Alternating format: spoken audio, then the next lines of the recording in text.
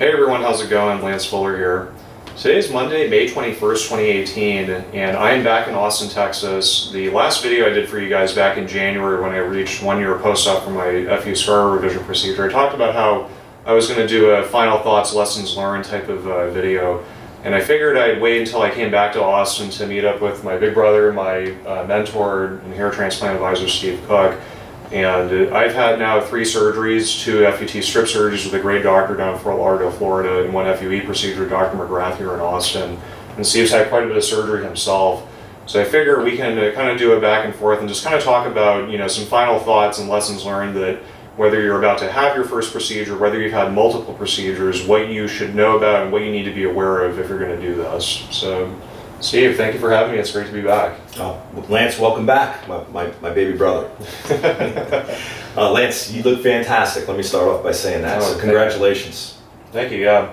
So, Steve, let's get to it. So let's talk about lessons learned. To be honest, when I first got down this follicular journey back in 2012, I thought if I could research this as much as I can, if I could find the best doctor for the goal that I had, I'd only have to do this once, and it kind of wasn't really the reality of what ended up happening.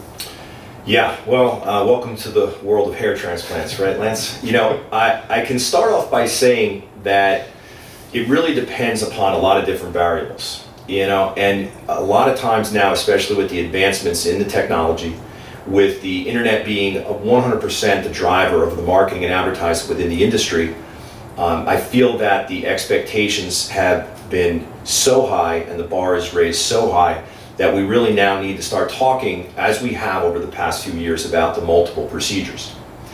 But let me just say one thing so we can all start from a baseline.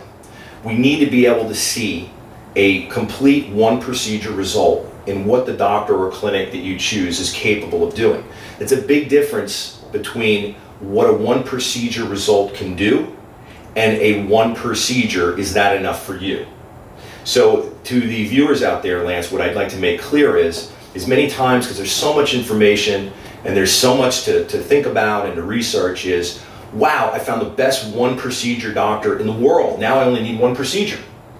And that's not what we are trying to communicate. It may take just one procedure for some of you.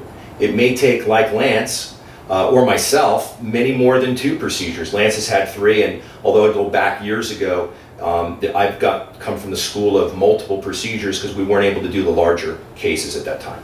Gotcha. So I think for first lesson learned is that if you're going to do this, or if you've done it before, you need to manage your expectations.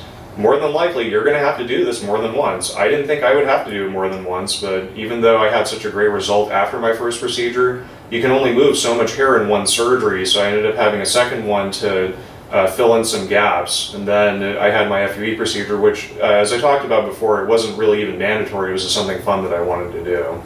So, lesson 1, manage your expectations, or at least check them at the door.